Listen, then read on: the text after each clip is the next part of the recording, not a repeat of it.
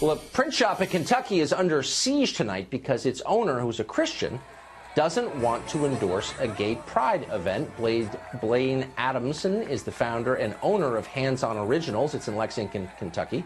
In 2012, he declined to print a series of gay pride T-shirts for an upcoming gay pride festival. He says he serves gay customers all the time. He even employs gay employees. But he doesn't want to print materials that conflict with his religious beliefs. And for that, he spent the past 5 years in court. Blaine Adamson joins us tonight, along with Kristen Wagner of Alliance Defending Freedom, the legal group, the biggest in the world, doing this kind of work. They're representing him in court. Welcome to you both.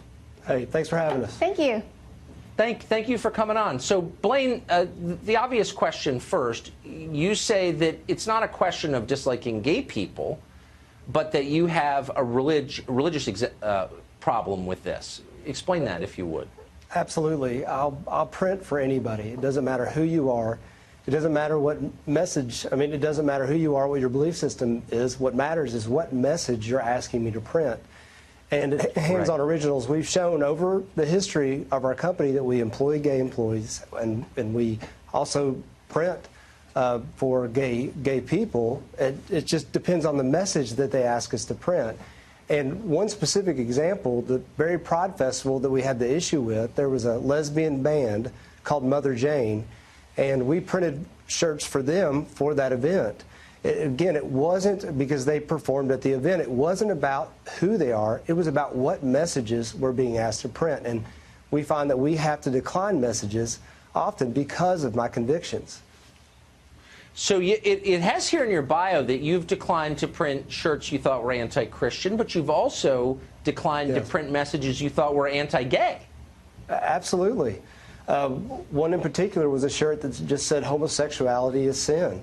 And it was a pastor, and, for me, I just don't think Jesus would have gone about it that way. Jesus was a master of balancing grace and truth. And so my conscience just didn't feel like that was something I wanted to print. You don't seem like someone who should be sued over this. Kristen, I'm a little bit confused because we do have the First Amendment. Can't someone say what he wants or not say what he wants? Can you really compel someone to say something he doesn't believe?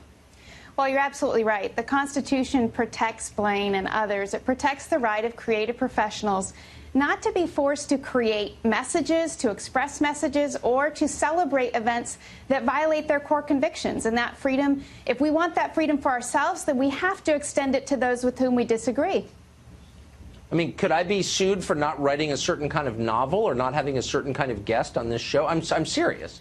Could I be by the left? You're spot on, Tucker, because these kinds of laws will be applied to the left as well as the right. Can a Republican speechwriter be forced to write for a Democrat? We're seeing these laws be applied across the United States, and there's a case right now pending at the Supreme Court that has similar issues, and it's whether someone can be forced to express messages and convey ideas that violate the core of who they are. See, I would think that gay rights groups and Christian groups and everyone would agree with what you just said, I think. So, Blaine, quickly, how has this affected your life? 5 years, you're probably not making millions printing T-shirts. This has got to be pretty tough on you, I would think. Well, it's just one of those things you kind of get through, and, we just continue on doing what we love to do, which is print T-shirts. And I love doing what I do, so we just keep keeping on.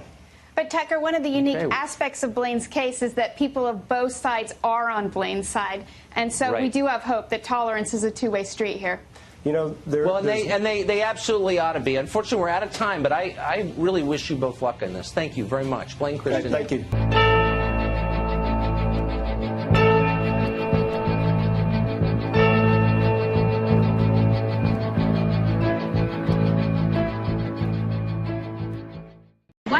Your 33,000 emails. What happened in Benghazi? Go read the book. What happened to the millions of dollars that was supposed to go to the people in Haiti? You know what? I'm so sorry you believe things that are untrue. What happened to Seth Rich?